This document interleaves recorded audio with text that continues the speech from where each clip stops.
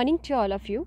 आज हम करने जा रहे हैं क्लास 12th की बुक फ्लेमिंगो में से हमारी थर्ड पोएम, जिसका नाम है कीपिंग क्वाइट, जिसे कंपोज किया है पेब्लो नेरूदा ने। एक पीसफुल और एक हारमोनियस वर्ल्ड का निर्माण कर सकें और जहाँ सब और शांति ही शांति हो, कोई लड़ाई झगड़ा नहीं हो। वो इस पोएम में कहते हैं सारे ह्यूमन बींग्स को कि वो हम सब वर्ल्डली एक्टिविटीज़ रोक दें कुछ क्षणों के लिए, थोड़ी देर के लिए, और हम सब अपने अंदर की ओर देखें। हम देखें कि हम क्या सोच रहे हैं, क्या कर रहे हैं, क्या वो वर्दी है। ठीक है, तो let's start the poem. In the opening line of the poem the poet is saying, now we will count to 12 and we will all keep still. अब हम 12 तक गिनती करेंगे और हम सब स्टिल हो जाएंगे। स्टिल मतलब शांत हो जाएंगे। वो जो पॉइंट हैं वो हम सबसे अर्ज करते हैं, हमसे कहते हैं कि हम 12 तक गिने। 12 जो 12 है, आपको पता है कि ये मेज़रमेंट ऑफ टाइम है। हमारी घड़ी में जो 12 होते हैं वो 1 घंटे का जो एक चक्कर जो पूरा हो जाता है, एक राउंड पूरा होता है, वो 12 तक होता है। 1 मिनट का भी जो राउंड पूरा होता है वो 12 तक काउंट करने से होता है।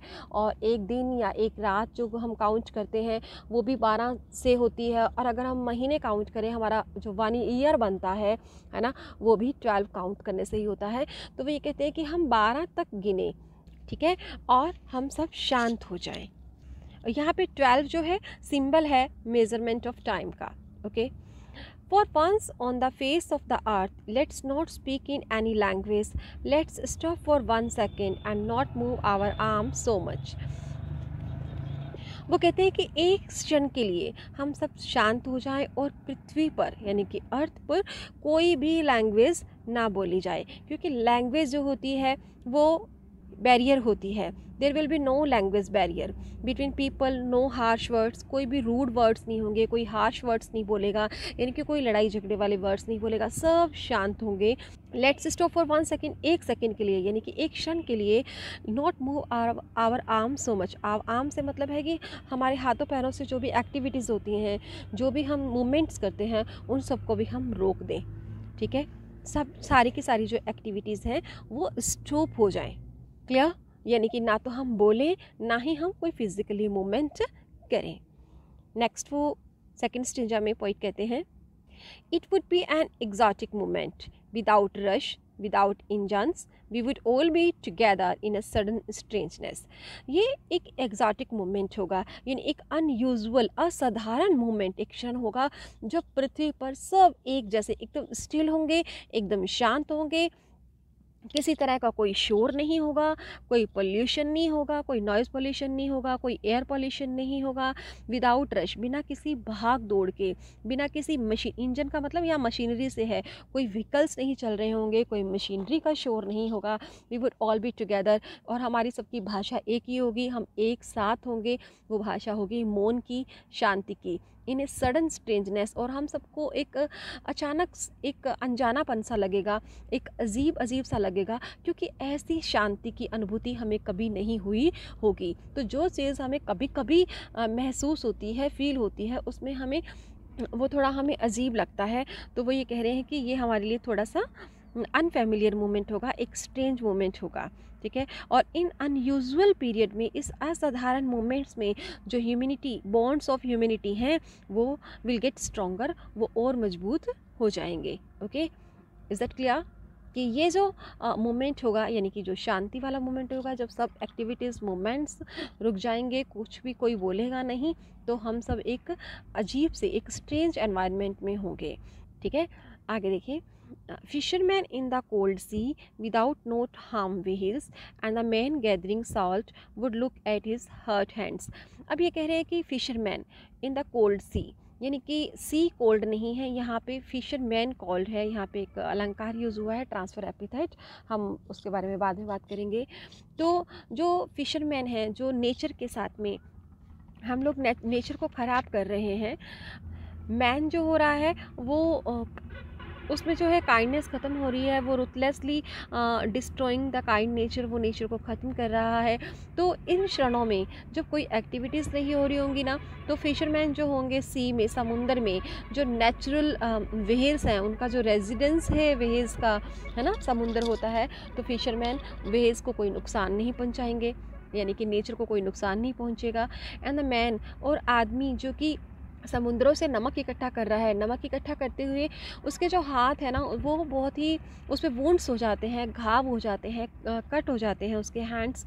तो उसे इन क्षणों में, इन मोमेंट्स में अपने हाथों की केयर करने का टाइम मिलेगा। वो अपने हाथों के लिए, अपने लिए टाइम निकाल पाएगा। इस तरह से जो ह्यूमन बींग्स हैं will not destroy nature, nature को डिस्ट्रॉय नहीं करेंगे। Both nature and human will be able to recover from their wounds. Nature भी अपने घावों को ठीक कर पाएगी और ह्यूमन बींग्स भी अपने वोंड्स को रिकवर कर पाएंगे।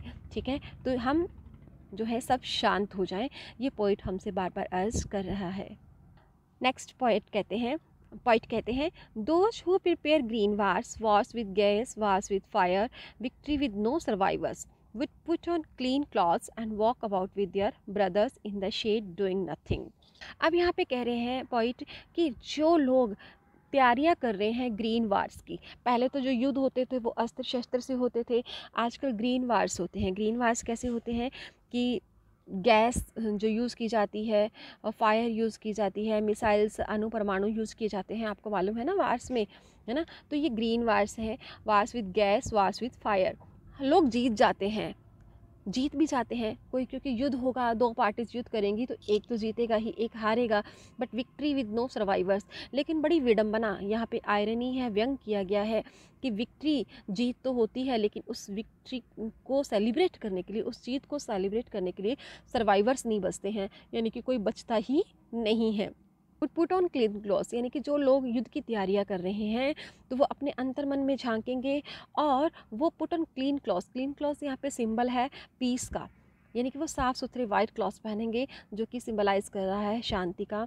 And walk about with their brothers, और अपने भाइयों के साथ एक साथ चलेंगे इन द शेड। शेड का मतलब, शेड कंफर्ट देती है ना हमें, शेड हमें प्रोटेक्ट करती है सूरज की गर्मी से, है ना। तपता हुआ सूरज में हम छाया में जाते हैं, है ना।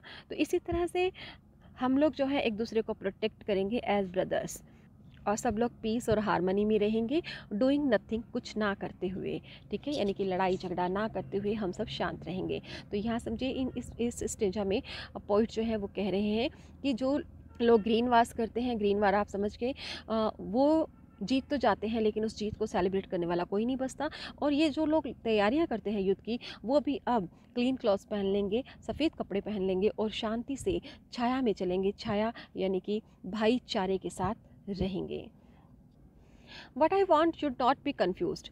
अब पॉइंट क्या कह रहे हैं कि मैं जो कहना चाहता हूँ उससे आप कंफ्यूज मत होइएगा, उससे आप मिसअंडरस्टूड नहीं होइएगा, उससे आप गलत मत समझिएगा।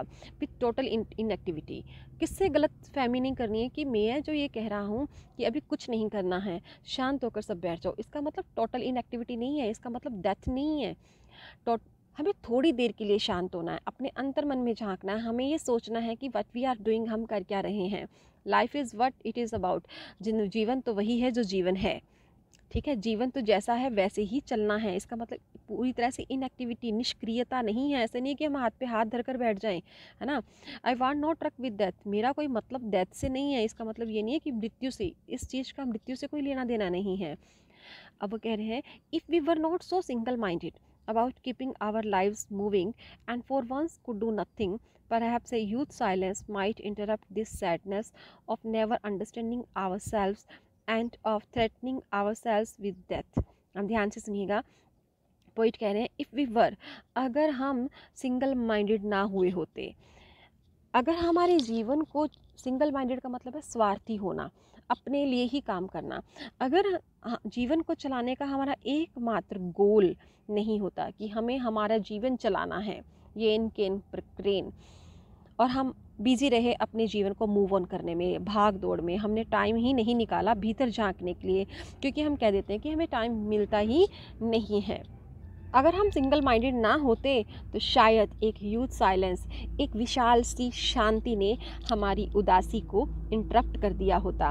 और हम उदास क्यों होते हैं? क्योंकि हम कभी अपने आप को समझ नहीं पाते और हम हमेशा अपने आप को जो मृत्यु के जो चेतावनी है उससे हम डरते रहते हैं। तो यहाँ पे जो पॉइंट है वो ये कह रहे हैं कि अगर हमारा उद्देश्य केवल जीवन को चलाना ही ना होता, अगर हम सब कुछ और चीज़ों के बारे में भी सोचते, हमारी सराउंडिंग्स के बारे में, कुछ शांति के बारे में, कुछ ईश्वर के बारे में, तो एक बहुत बड़ी शांति जो है इस उदासी को इंटरप्ट कर देती, इस उदासी को दूर कर देती है। और ये उदासी किससे प्रोड्यूस होती है कि हम कभी अपने आप को समझ नहीं पाते और एक अनजाना सा जो डर है, मृत्यु की जो चेतावनी है वो हमें घेरे रहती है, वो हमें उदास बना देती है। तो इन इंट्रोस्पेक्शन के जो मोमेंट्स हैं वो इस डर को, इस उदासी को दूर कर देंगे, तो हम सिंगल माइंडेड यानी स्वार्थी नहीं बने। Perhaps the earth can teach us, and when everything seems dead and later proves to be alive. अब वो कह रहे हैं कि शायद पृथ्वी हमें कुछ सिखा सकती है।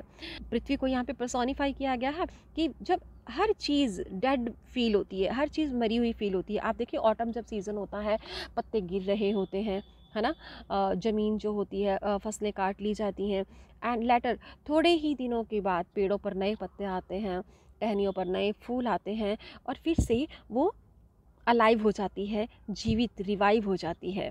यानी कि धरती हमें सिखा जाती है, पृथ्वी हमें सिखा जाती है कि मिट्टी में दबे हुए जो बीज होते हैं, जो हमें डेड लगते हैं, वो स्प्रिंग में, बसंत में उगाते हैं। तो हम अगर स्वयं को कुछ समय शांत रखें, कुछ समय के लिए अगर हम शांत रखें, तो हम भी खिल जाएंगे फूलों की तरह और हम एक अपने नए कार्य के लिए एक नई एनर्जी के साथ तैयार हो जाएंगे। तो पृथ्वी भी हमें कुछ ना कुछ सिखाती है। Now I shall count up to 12 and you keep quiet and I will go. और कंक्लूडिंग लाइन्स में पोइट कहते हैं कि मैं फिर से 12 गिनता रहूँगा और आप सब शांत हो जाएंगे और मैं सब चला जाऊंगा। तो ये बहुत ही सुंदर सा मैसेज है इस पोएम में कि हम भी रोज़ाना, डेली हम थोड़ा सा समय निकालें जब हम शांत हो जाएं और बिल्कुल without any activities, without any moment के लिए हम 10 मिनट्स के लिए शांत होकर बैठें और अपना इंट्रोस्पेक्शन करें कि व्हाट वी आर डूइंग, क्या हम गलत कर रहे हैं, क्या हम सही कर रहे हैं, है ना, इसके बारे में हम सोचें। ठीक है, तो चलिए अब मैं आपके इसके फिगर ऑफ स्पीच जो यूज़ होते हैं यहाँ पे आपको बता देती हूँ। फिगर ऑफ स्पीच के लिए मैंने एक अलग चैप्टर तैयार किया गया है जिसका मैं आपको लिंक डिस्क्रिप्शन बॉक्स में पेस्ट कर दूँगी, तो आप उसे देखिएगा। ठीक है, वी विल यानी कि देखो WWW से स्टार्ट हो रहा है ना ये, तो ये यहाँ पे क्या है, एलिट्रेशन। क्या है यहाँ पे, एलिट्रेशन का यूज़ किया गया है यहाँ पे। फिर देखिए नेक्स्ट स्टेंजा में, let's not speak in any language, let's stop for 1 second. यहाँ पे 2 लाइन्स कंटिन्यूटी में एक जैसे वर्ड, सेम वर्ड से स्टार्ट हो रही है। तो मैंने आपको ये बताया हुआ है कि जब कंटिन्यूस 2 लाइन सेम वर्ड से स्टार्ट हो रही हो तो वो एनाफोरा होता है। क्या होता है वो, एनाफोरा। याद रखना है इसको आप। लेट्स दोनों स्टार्ट हो रहे हैं यहाँ पे। अब यहाँ पे देखिए विदाउट 2 टाइम्स है तो ये रेपिटेशन है। क्या है यहाँ पे, रेपिटेशन यूज़ हो रहा है। और वी वुड, यहाँ पे वी वुड, यहाँ पे WW 2 टाइम्स है तो यहाँ पे एलिट्रेशन है। सडन स्ट्रेंजनेस, यहाँ पे S और S 2 टाइम्स है। ठीक है, यहाँ पे भी एलिट्रेशन यूज़ हो रहा है। ठीक है, अब देखिए फिशरमैन इन द कोल्ड सी, तो सी कोल्ड नहीं है, कोल्ड फिशरमैन है। कोल्ड का मतलब होता है यहाँ पे संवेदनहीन होना, तो समुंदर जो है वो संवेदनहीन नहीं है। फिशरमैन व्हेल्स को पकड़ते हैं, उनको नुकसान पहुँचाते हैं, तो संवेदनहीन या फिशरमैन है। तो ये यहाँ पे ट्रांसफ़र एपिथेट यूज़ हुआ है यहाँ पे। ठीक है, हर्ट हैंड्स, यहाँ पे H और H सेम जो लेटर है 2 टाइम्स आ रहा है एक ही लाइन में, तो यहाँ पे क्या है, ये हिज भी है यहाँ पे, तो ये एलिट्रेशन है। क्लीन क्लॉथ्स है ना, C और C यानी क और क की जो साउंड है वो 2 टाइम्स आ रही है, ये एलिट्रेशन है।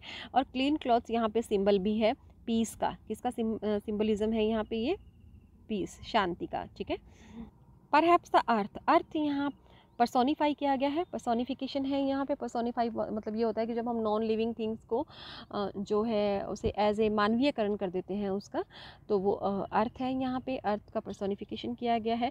अर्थ हमें नहीं पढ़ाती है लेकिन अर्थ को यहाँ पर्सोनीफाई किया गया है, इसे एक मानव का रूप दे दिया गया है जो हमें पढ़ा सकती है एक लेसन। ठीक है, तो ये थी हमारी poem keeping quiet. I hope you have understood it. Podcast. Thanks for watching. Thank you very much.